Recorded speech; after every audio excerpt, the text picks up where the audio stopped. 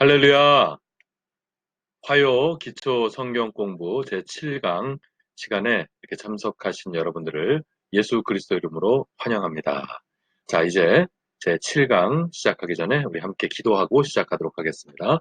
좋으신 아버지 하나님, 참으로 감사드립니다.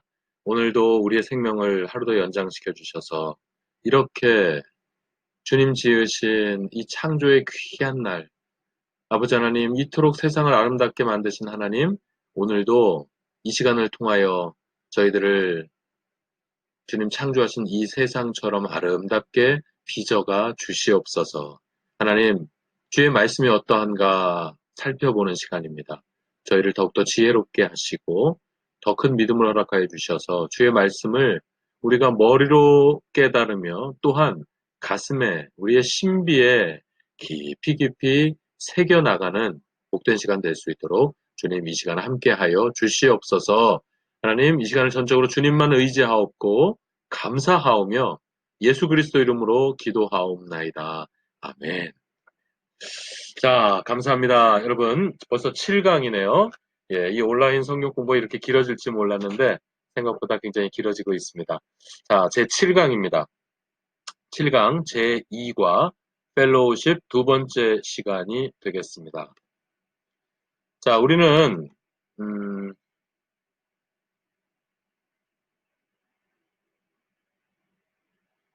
우리는 이와 같은 것을 공부했던 것을 여러분 기억하실 것입니다. 자, 여러분, 영국에 가보셨는지 모르겠습니다. 저도 뭐 영국에 가본 적 없습니다만, 영국에 가면 대형 박물관이라고 하는, 뭐 세계에서 가장 규모로 보나, 역사로 보나, 예, 가장 유명한 박물관으로 손꼽히는 곳이 바로 그곳이죠. 자, 이 대형 박물관에 가면 특이한 그림이 하나 있다고 합니다. 이 그림은 어떤 스토리를 가지고 있는데, 어떤 스토리가 있는 그림이냐면요. 자, 전쟁입니다. 전쟁 중에 적의 그 포탄이 날라와서 그만 그 통신 케이블이 끊어져 버리고 말았습니다. 그 폭발에 의해서. 예, 폭탄이 터져서 통신 케이블이 끊어져 버려서 이 부대가 통신 두절 상태가 되게 됩니다. 자, 군대 갔다 오신 분들은 잘 아시겠지만 여러분 이 군대에서는 통신병의 역할이 굉장히 중요합니다. 어, 실제로 전쟁에서는 더 그렇겠죠. 예, 통신병들이 이제 뭐 고지를 점령하고 그래서 이제 뭐 위치 이렇게 예, 이렇게 관측을 해오면 통신병들이 그 관측을 받아서 또 이제 이 통신병들이 좌표를 불러준다든가 그런 여러 가지 일들이 있는데 이 실제 전쟁에 있어서는 통신병의 역할이 정말 중요하죠.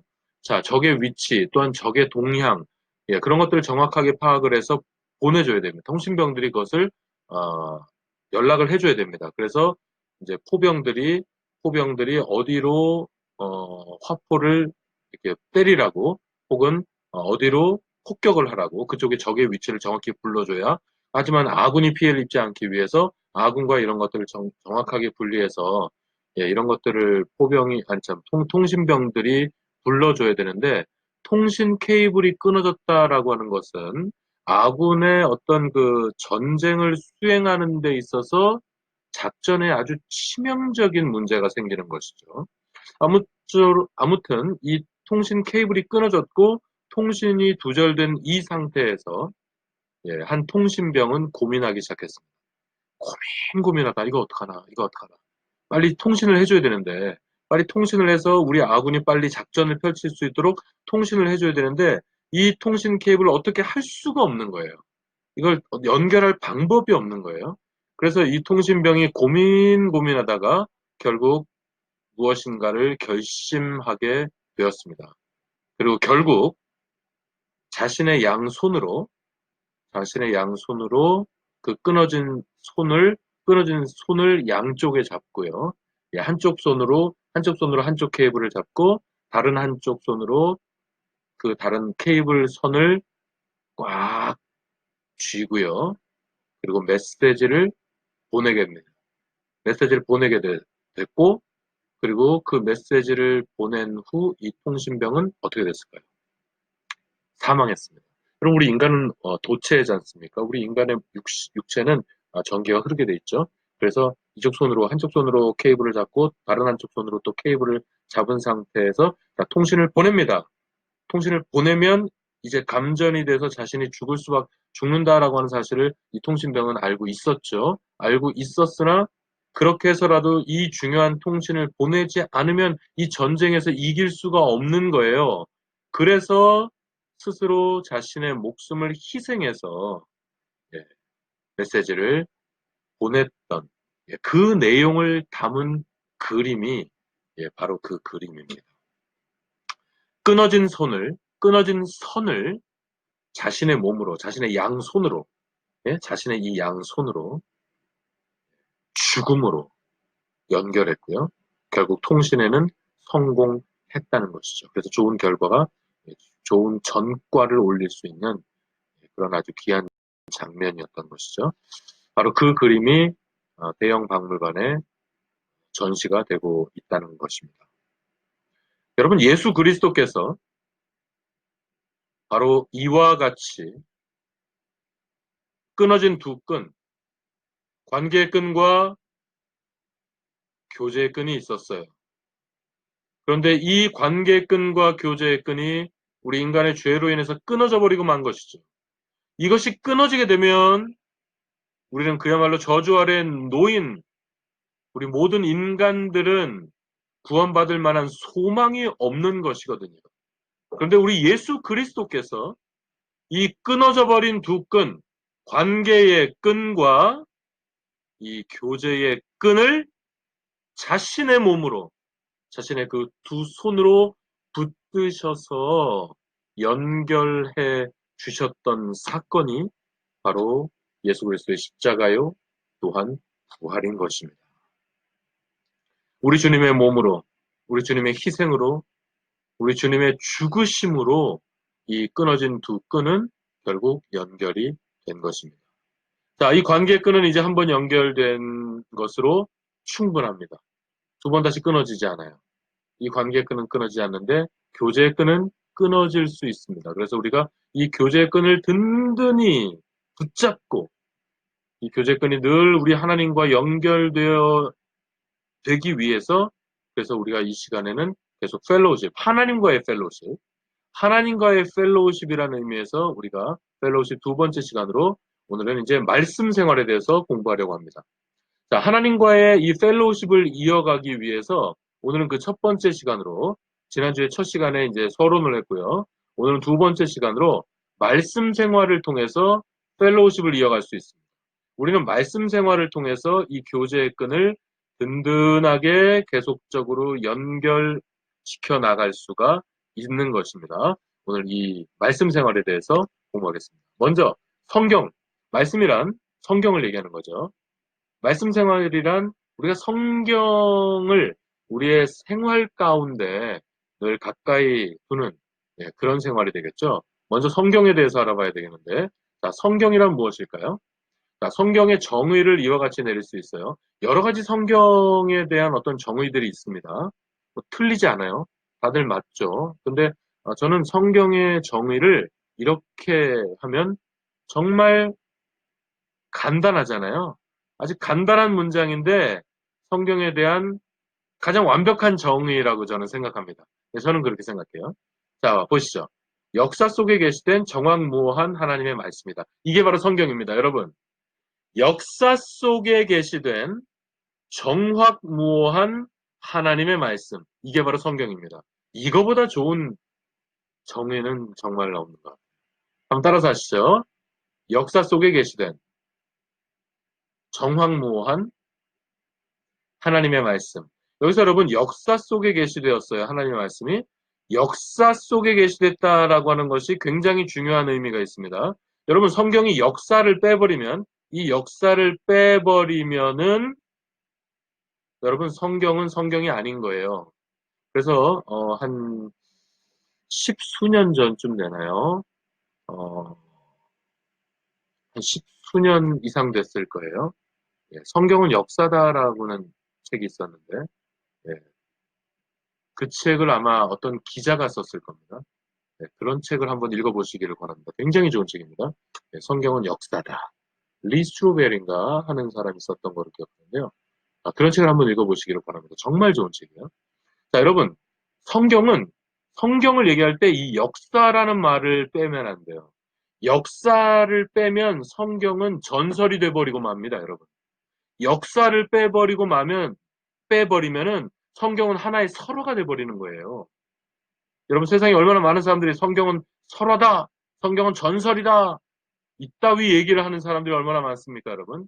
그들은 성경이 역사 속에 계시다는 하나님의 말씀이라는 사실을 모르기 때문입니다. 여러분, 성경은 역사 가운데 계시됐어요. 이 역사를 우리는 기억해야 됩니다. 역사 속에서 그러니까 성경이 여러분 역사랑 관계없이 막 된 게 아닙니다. 예? 역사 가운데 있었어요. 역사 속에서 여러분 파라오가 예, 그 당시 파라오가 예, 누군지도 우리는 알 수 있단 말이죠. 고증학적인 발굴에 의해서 그리고 모세를 예, 그 나일 강에서 이렇게 끌어올린 예, 그래서 양아들을 삼았던 바로 그 공주가 누군지까지도 우리는 사실 고증학적으로 발굴해서 알고 있단 말이에요. 성경은 이와 같이 역사 가운데 실제로 일어났던 일들입니다. 역사를 빼면 안 돼요. 예? 그러니까 여러분 세계의 고증학자들이 아무리 발굴을 하고 아무리 연구를 해도 아시리아라고 하는 대제국이 있었다는데 아시리아에 대한 어떤 근거를 찾을 수가 없었어요.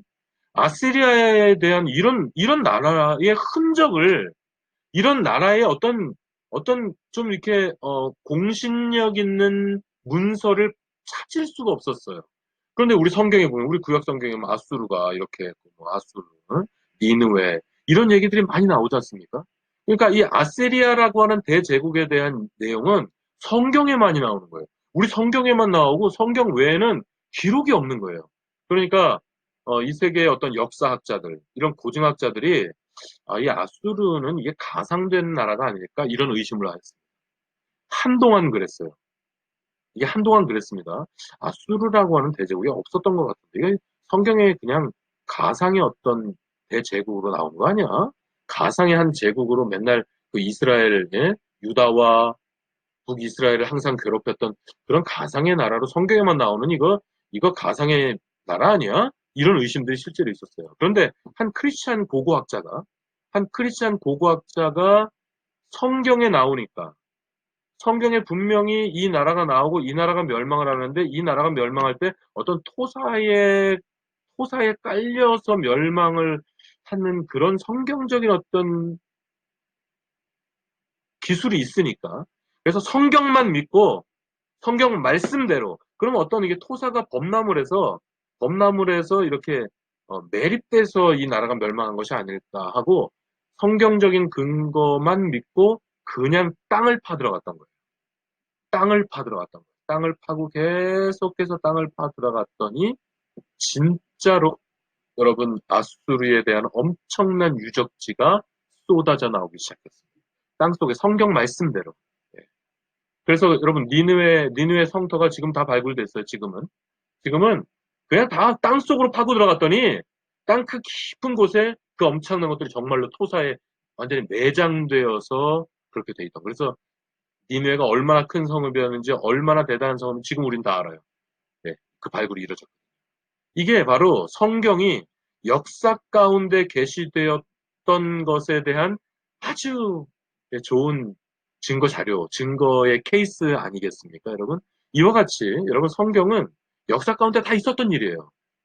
전설이나 설화 같은 게 아니라고요. 세상에 아주 사악한 자들이 성경을 예? 전설이나 설화쯤으로 생각하는 그렇게 말하는 사람들이 있는데 여러분 그것은 정말로 사악한 일들입니다, 여러분. 성경은 그렇잖아요. 역사 가운데 있었던 일이에요. 역사 가운데 계시되었던 말씀이고 역사 가운데 실제로 다 있었던 일들이 바로 성경 말씀인 것입니다. 여러분 그러니까 이 역사라고 하는 단어가 정말 중요해요. 역사. 그리고 자, 역사 속에 계시된 정확무오한 이게 또 중요하죠. 정확무오한 말씀이 바로 성경입니다. 여러분 이 세상에 정확하고 무오한 오류가 없는 것은 없습니다. 이런 거 없어요. 과학도 마찬가지. 과학에 얼마나 오류가 많습니까, 여러분? 과학 정말 오류가 많죠, 여러분. 이 세상에 정확하고 오류가 없는 것이 어디 있겠어요? 근데 이 세상에 정확하고 오류가 없다라고 하는 게 한 가지 또 있습니다. 그게 뭐냐면 교황입니다. 교황. 천주교 환자들이 예, 비바 파파하고 외치는 그 교황 있죠? 예, 교황은 오류가 없답니다. 교황은 정확하고 교황이 한마디 딱 내뱉으면 교황이 이렇다라고 하면 그건 성경보다도 더 높은 권위를 갖습니다. 이 세상 그 어떤 전통보다도 더 강한 권위를 갖는 것이 교황의 말 한마디입니다, 여러분. 그래서 교황 무오설, 뭐 동정녀 무오설 뭐 이런 것도 있어요. 예, 교황 무오설이라고 하는 것이 있어요. 그래서 교황은 오류가 없다는 거죠.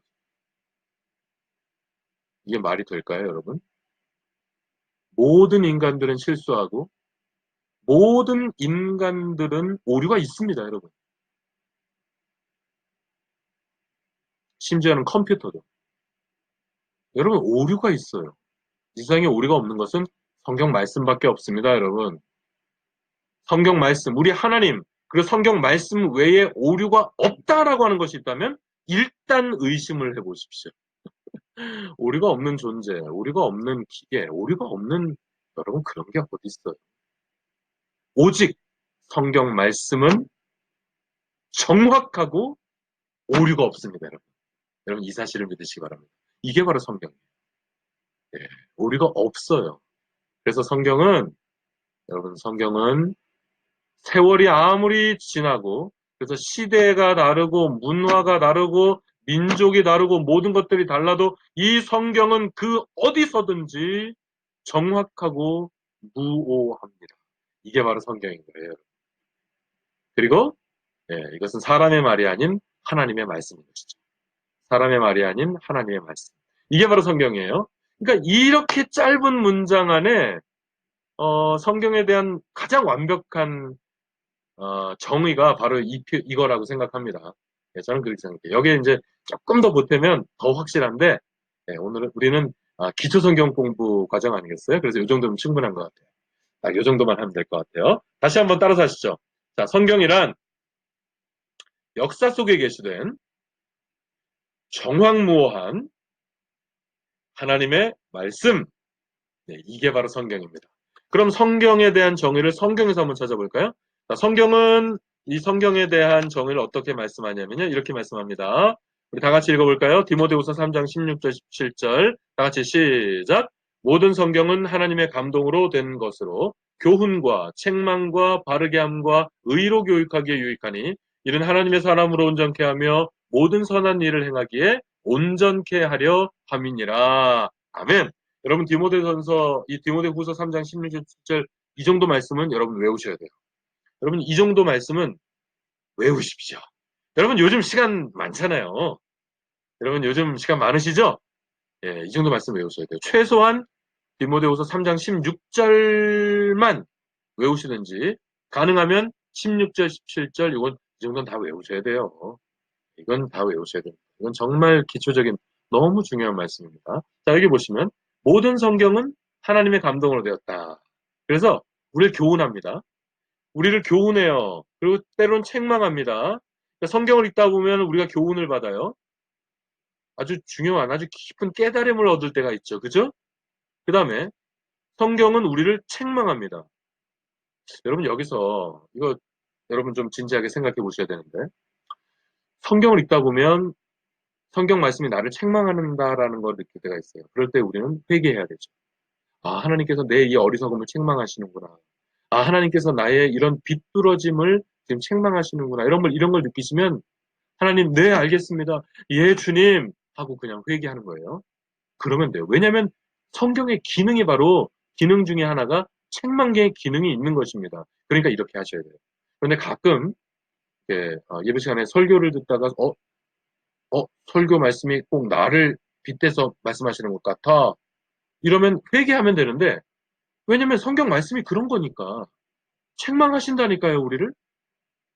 만약에 그런 것들이 느껴질 때는 네, 주님 알았습니다. 예, 주님 그럴게요. 예, 주님 제가 잘못했어요 하고 회개해야 되는데 그런 설교를 듣다가 이거 내 얘기하는 것 같다 해서 어떤 경우에 어떤 분들은 삐칩니다. 그래서 목사님이 나 들으라고 하는 설교 같아? 이러면서 삐치시는 분들이 있어요. 여러분, 이건 대단한 잘못입니다. 이건 아주 큰 죄악입니다. 성경이 우리를 책망합니다, 원래. 우리가 말씀을 읽기만 해도 성경 말씀은 우리의 어리석음을 책망할 때가 많아요. 성경 읽다가 저는 예, 주님 잘못했어요 하고 회개할 때가 얼마나 많은데요, 이 김 목사도. 그러니까 성경을 읽을 때든지 설교 말씀을 들을 때든지 어떤 우리의 마음에 죄책이 밀려오면 그냥 회개하시면 됩니다. 그게 바로 성경이에요. 그게 하나님의 말씀이에요. 하나님의 말씀이 그와 같이 좌우의 날선 검과 같이 예리하게 우리의 마음과 생각을 찌르거든요. 그러니까 그런 것들이 딱 느껴지면 그냥 예 주님 제가 잘못했어요 하고 바로 회개하시면 되는 겁니다. 회개하면 하나님께서 또 아주 깊은 은혜를 주세요. 말씀을 대하는 아주 기본적인 자세가 바로 이겁니다. 성경이 우리를 교훈하시기 때문이에요. 성경이 우리를 책망하기 때문입니다. 그래서 우리를 바르게 하십니다. 성경이 우리를 바르게 하세요. 그리고 성경 말씀은 우리를 의로 교육하십니다. 세상이 얼마나 사악한, 세상이 얼마나 잘못된 인포메이션, 잘못된 지식, 잘못된 사상들이 많습니까, 여러분? 요즘 세상엔 정말 더 많아요. 그런 잘못된 것으로 우리는 교육을 하는 것이 아니라 성경 말씀을 통해서 우리는 의로 교육을 받는 것입니다. 그래서 그 결과, 여기서 이는은 뭐냐면, 예, 이게 헬라어로 이게 가르입니다. 이게 헬라어로 가르예요. 예, 우리 성경에는 이 가르 전치사가 한 번도, 제가 볼 때는 그래요. 제가 볼 때는, 우리 성경을 보면 가르 전치사가 단 한 번도 제대로 번역이 된 적이 없는 것 같아요. 예, 예, 제가 원문 성경을 적지 않게 읽어봤는데요. 거의, 예, 가르가 온전히 번역이 된 적을 저는 찾아본 적이 없습니다. 예. 그래서 여기서 이 이는이라고 하는 것은 바로 그 가르 전치사이고요. 이 가르는 왜냐하면입니다. 그러니까 왜냐하면, 그러니까 결과적으로 이제 이런 거예요. 결과적으로 성경 말씀이 우리를 교훈하고 책망하고 바르게 하고 의로 교육해서 결과적으로 어떻게 되냐면요. 왜냐하면 이것 때문인데 결과적으로 하나님의 사람으로 우리가 온전하게 세워집니다. 그리고 모든 선한 일을 행하기에 온전해지는 것이 바로 성경 말씀. 이 성경 말씀을 통해서 성경 말씀에 교훈하는 기능, 그리고 책망하는 기능, 그리고 우리를 바르게 하고 의로 교육하는 이 기능들에 의해서 우리가 성도로서 이렇게 온전하게 세워지는 것이죠. 그러니까 우리가 성경 말씀을 우리의 삶의 현장에 늘 가까이 하고 말씀 중심으로 살아가고 말씀 따라 살아가고 말씀에 순종하면서 살아가는 것이 이래서 중요한 것입니다. 이게 바로 성경입니다. 성경이란 이런 거예요. 두 번째. 자, 그러면 우리가 이번 과의 소제목이 말씀 생활인데요.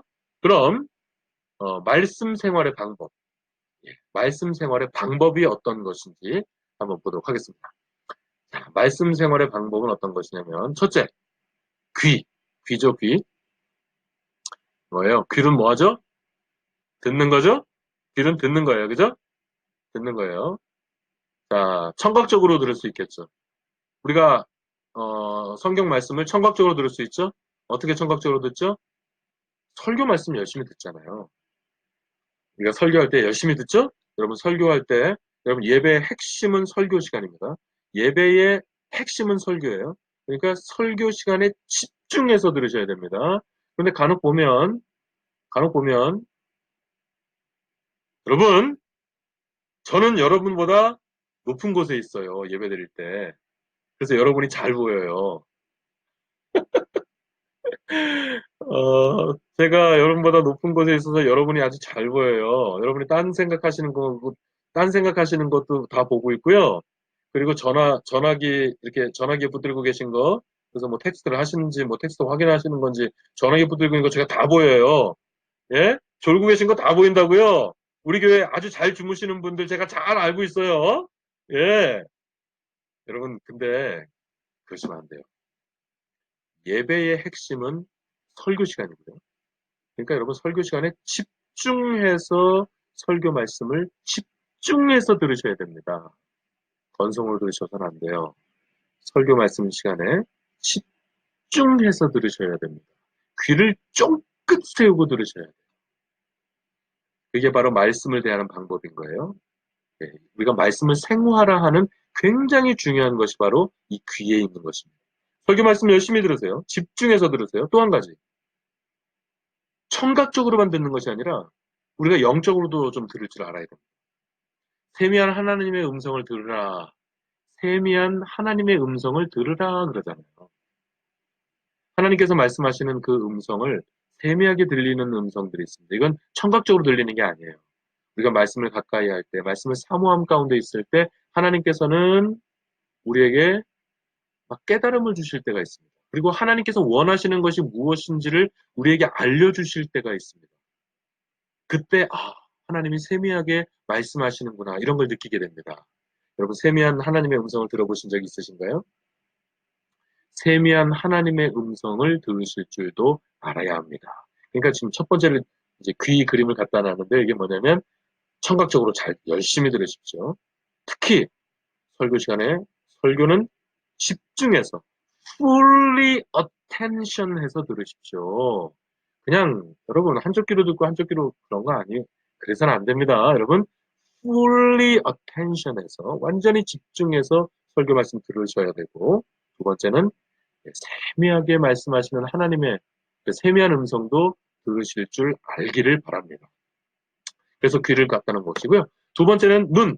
자, 눈은 뭘까요? 너무 쉽죠? 이건 너무 쉽죠? 예, 하나님 말씀 눈으로 어떻게 하겠어요? 읽으라는 거죠. 예, 하나님 말씀을 열심히 읽으십시오. 하나님 말씀을 열심히 읽으세요. 뭐 말씀을 읽는 것은 통독을 하는 방법도 있어요. 그리고 속독을 하는 방법도 있고, 그리고 정독을 하는 방법도 있고, 아주 깊이 묵상을 하는 방법도 있습니다. 이런 것들이 다 필요합니다. 예.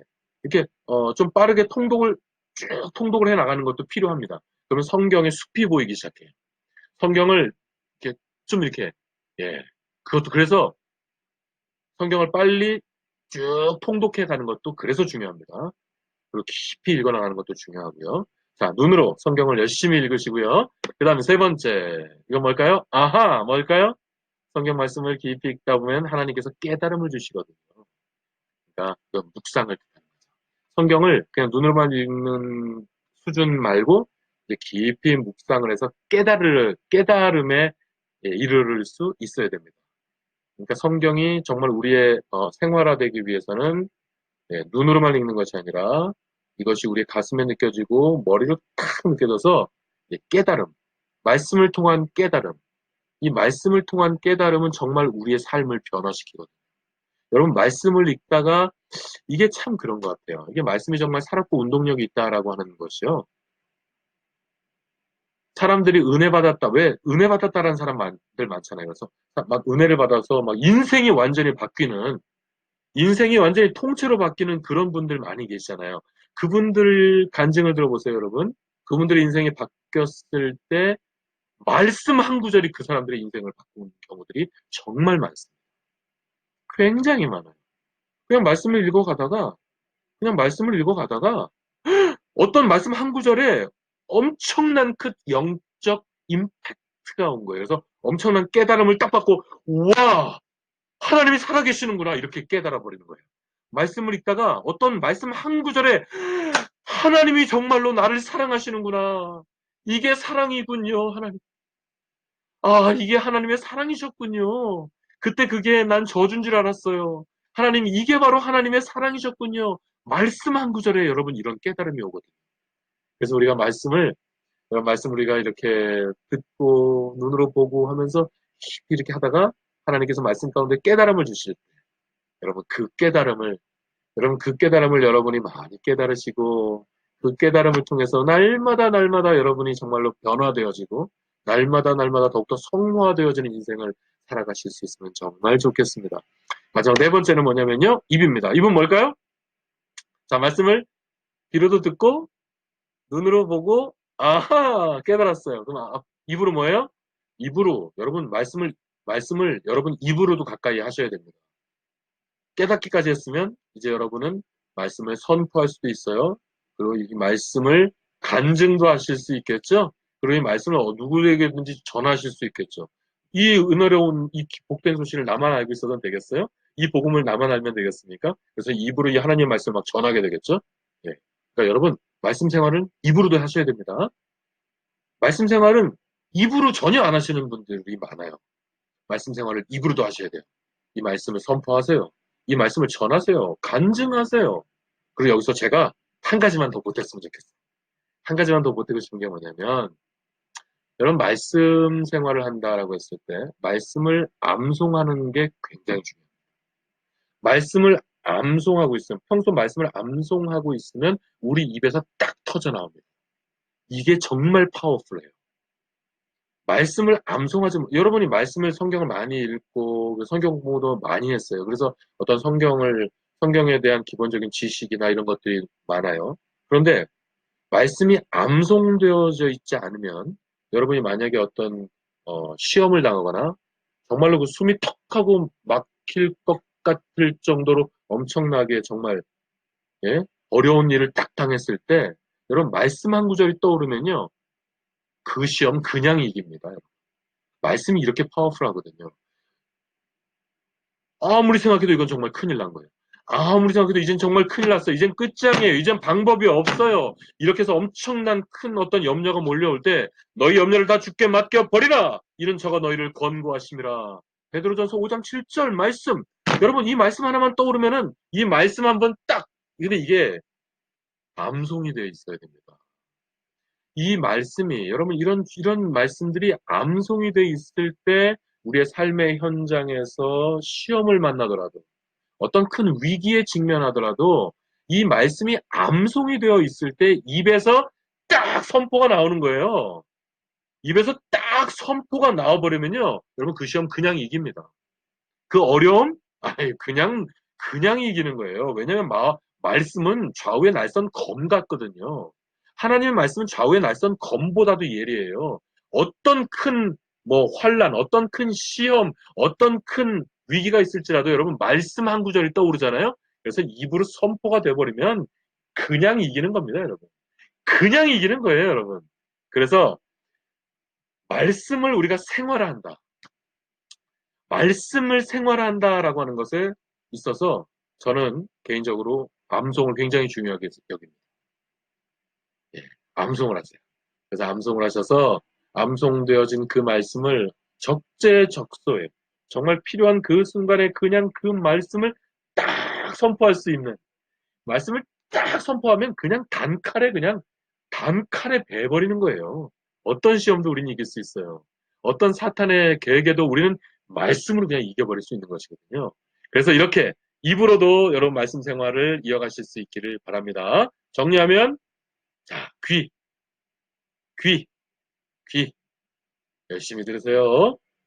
예, 설교 말씀은 집중해서 들으세요. 그리고 세미한 하나님의 음성도 들으세요. 그 다음에 눈, 첫 번째 귀, 두 번째 눈이죠, 눈.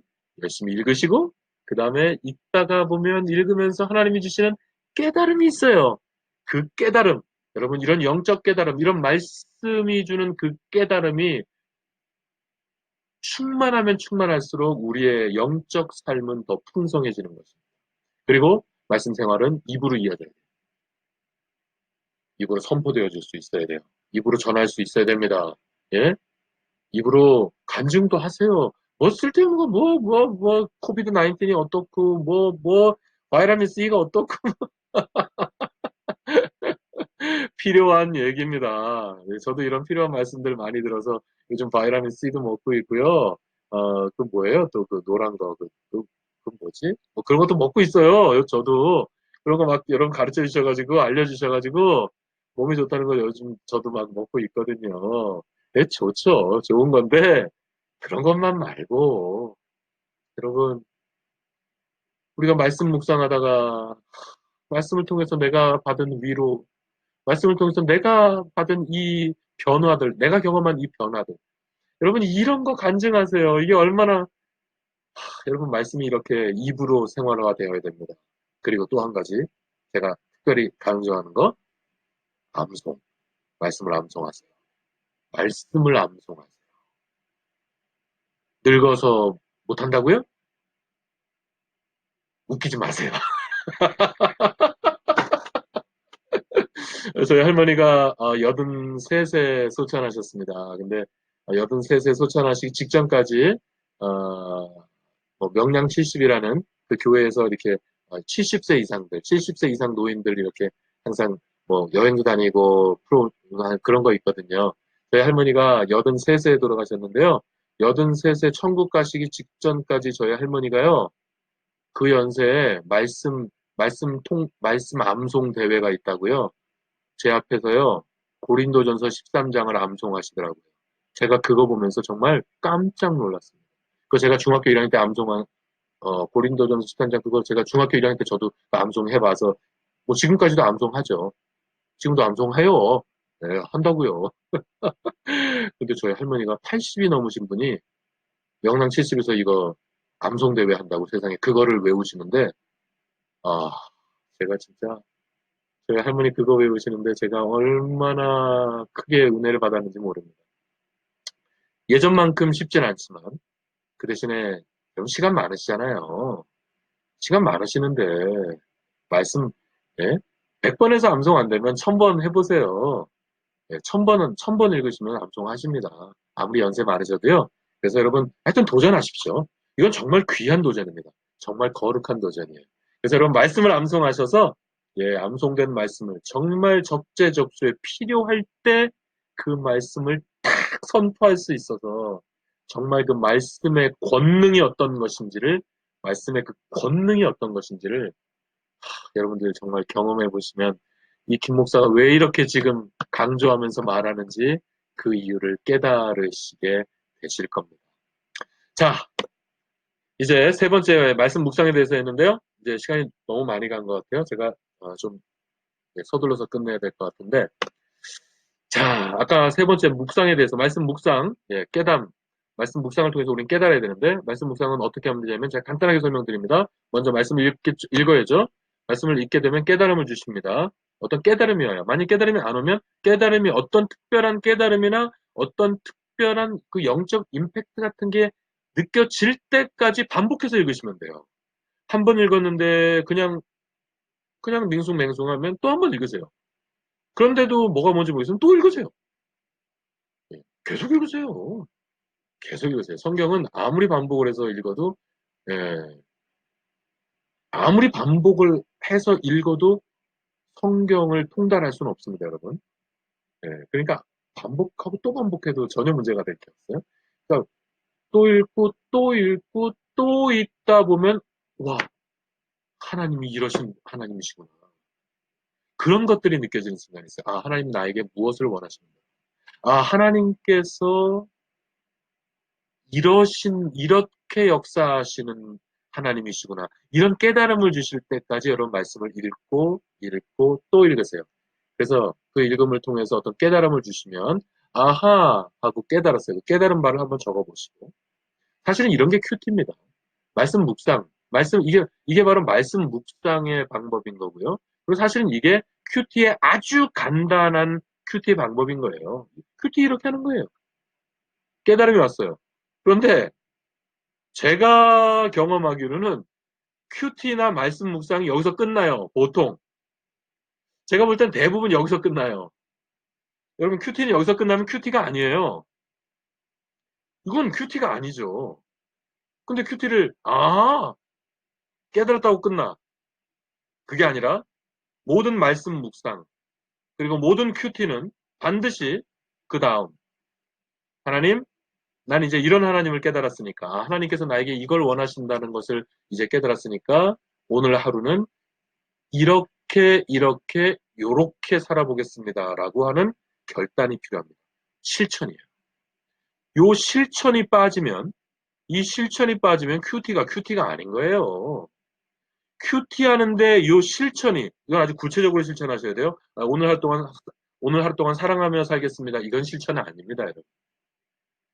오늘 뭐 사랑을 실천하겠다면 오늘은 내가 사랑을 실천해야 되니까 입으로만 사랑할 게 아니라 오늘은 특별히 아내에 대한 사랑을 실천하기 위해서 아내가 제일 좋아하는 어떤 분들은 칭찬을 러브 랭귀지로 칭찬을 지금 굉장히 좋아하시는 분들이 있어요. 어떤 분들은 스킨십을 굉장히 좋아하시는 분들도 있고요. 네. 어떤 분들은 집안 일을 좀 해주면 굉장히 좋아하시는, 그러니까 그분의 그 러브 랭귀지가 워크인 거예요. 네. 뭐 칭찬이나 뭐 어떤 이런 뭐 5가지 사랑의 언어가 있다고 하지 않습니까? 그래서 오늘은 사랑을 해야 되니까 아내가 제일 좋아하는 우리 아내는 칭찬해 주는 걸 좋아하니까 오늘 내가 집에 돌아가서 아내에게 칭찬을 많이 해주겠습니다. 이런 식으로 구체적이어야 됩니다. 예. 너무 막연하면 안 돼요. 막연하면 실천 불가능합니다. 구체적이어야 돼요. 아주 디테일해야 됩니다. 그래야지 실천할 수 있어요.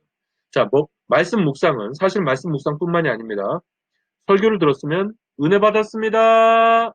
이 말하고 끝나는 경우들이 너무 많은데 대부분이 그래요. 은혜 받았습니다. 아멘. 그래서 저는 가끔 그러잖아요. 아멘으로 때우기 없기? 저 이런 말씀 제가 종종 드리죠. 예, 은혜 받았습니다라는 말로 때우기 없기? 제가 가끔 이런 말씀 드립니다. 그게 중요한 게 아닙니다, 여러분. 진짜 은혜를 받았어요? 그게 여기에 온 거예요. 그게 이겁니다. 진짜 은혜 받았어요? 그래서 아멘으로 화답을 했어요? 그럼 여기로 끝나지 말고요. 진짜 은혜를 받으셨으면 여기를 가셔야 됩니다. 실천. 이제 내가 이번 한 주간은 무엇을 실천할지를 고민하시면서 이제는 이번 한 주간은 내가 요거를 실천해 보겠습니다라고 하나님 앞에 도와주세요라고 하면서 결단의 기도를 드리시면서 일주일 동안 한번 살아보세요. 그렇게. 예? 또 이제 요즘 우리가 새벽 기도 못 드리지만 새벽 기도했으면 새벽 아침에 아침에 받은 말씀 아멘으로 때우지 말고 아멘으로 때우지 말고 이제 그 말씀 오늘 하루 동안 내가 뭐를 실천할 건지 실천을 붙이세요. 오늘 큐티를 했다면 아침에 큐티를 했다면 이제 오늘 하루 내가 뭐를 실천할 건지 밤에 큐티를 하신다면 이제 내일 하루는 어떻게 할 건지 이런 식으로 여러분 실천 여러분 실천이 중요합니다. 야고보서에 보면은 행함이 없는 믿음은 죽은 것이라고 반복적으로 말씀합니다, 여러분. 그만큼 실천이 중요한 거예요. 행하는 일이 정말로 중요한 것입니다. 자, 말씀 묵상의 3단계. 말씀을 읽고 너무 쉽지 않아요, 여러분 이거? 그래서 제가 교재 안 나눠드립니다. 예, 그냥 이 시간에 딱 그냥 이 시간에 그냥 기억하고 끝내버리세요. 예, 복습하실 필요 없어요. 예, 예습도 필요 없어요. 그냥 이 시간은요, 기초성경, 제가 어려운 거 가르쳐 드리지도 않아요. 어려운 말을 아예 하질 않아요, 제가. 그러니까, 그냥 이 시간에 집중해서, 쉽잖아요. 자, 말씀 읽고, 깨닫고, 여기서 끝나지 마시라고요. 자, 이제 깨달았으면, 이제 실천을 작정하세요. 실천을 결심하세요. 그리고 하나님께 도우심을 구하세요. 하나님께 도우심을 구하시고, 그리고 그렇게 사세요. 그거를 여러분의 삶의 현장에서, 여러분의 가정에서, 교회 가운데서, 여러분 일터에서 이제 그거 그대로 사세요. 실천하면서 사시면 되는 것입니다. 자, 연습입니다. 연습하겠습니다. 자, 여러분 연습하겠습니다. 자, 말씀 묵상에 대해서 이제 공부했어요. 읽고, 깨닫고, 실천하기. 그죠? 이제 우리 이 시간에, 이제 워크숍입니다. 워크숍. 연습하는 거예요. 자, 베드로전서 5장 7절. 너희 염려를 다 주께 맡겨버리라. 이는 저가 너희를 권고하심이라 했어요. 자, 이걸 이제 이 말씀을 어떻게 묵상할 수 있을까요? 뭐 말을 바꾸면 이 말씀 어떻게 큐티 시간에 이 본문을 어떻게 큐티할 수 있을까요? 지금 시간이 너무 많이 갔어요. 오늘. 그죠? 자, 좀 제가 빨리 진행할게요. 첫 번째, 읽기. 그다음 두 번째 뭐예요? 깨닫기. 세 번째 뭐예요? 적용입니다. 실천. 자, 이제 이 말씀. 너희 염려를 다 주께 맡겨버리라. 이는 저가 너희를 권고하십니다. 읽으세요. 뭐가 좀 느껴질 때까지 읽으세요. 한 번 가지고 안 되면 또 읽고, 또 읽고, 또 읽으세요. 충분히 읽으세요. 예, 의미가 내 마음 가운데 깊이 다가올 때까지 읽고 또 읽으세요. 그 다음에 읽다 보면 어떤 깨달음을 주실 겁니다. 하나님은 어떤 분이신지.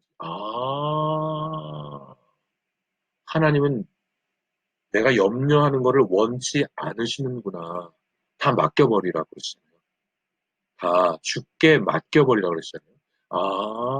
하나님은 내가 염려하는 것을 원치 않으시는구나. 이유도 있구나. 이는, because. 이는, he cares for you. He cares for you. 하나님께서 우리를 케어하시기 때문에, 그럼 진짜 염려할 필요가 없겠구나. 이런 식으로 여러분, 하나님은 어떤 분이신가, 그리고 말씀이 무엇을 의미하고 지금 나에게 무엇을 가르치는가에 대해서 묵상하는 거예요. 묵상하다 보면은, 아, 그렇구나. 염려할 필요가 진짜 없겠구나. 하나님이 저가 너희를 권고하심이라. 아, 그러니까 진짜 걱정할 필요 없겠구나. 이런 것을 깨닫게 되죠. 그럼 이제 적용을 해야죠. 실천 사항을 이제 결정하는 거예요.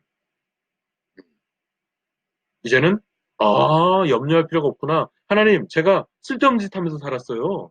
하나님, 제가 진짜 의미 없는 일을 하면서 살았네요.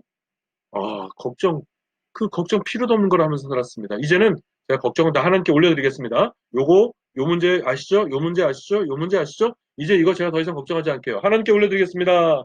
하나님께서, 하나님께서 이거 케어해 주세요. 하나님께서 케어해 주세요. 이제는 걱정하지 않고 하나님께 다 맡기겠습니다. 하나님께 다 기도하겠습니다. 이렇게, 여러분, 이렇게 적용. 이게 바로 적용이에요. 이게 바로 실천. 삶의 현장에서 구체적일수록 좋습니다.